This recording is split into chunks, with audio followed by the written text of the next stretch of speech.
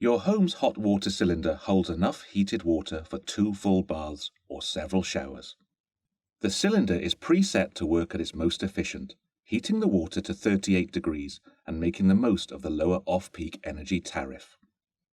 The cylinder's display is for maintenance and should not be switched off. You don't need to do anything.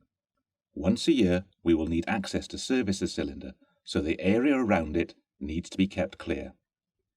The water is heated by an air source heat pump, which takes air from outside to heat the water. It's unlikely you'll use all the hot water at once, but if you do, it takes around 3 hours to heat back up and will cost more using peak energy rates.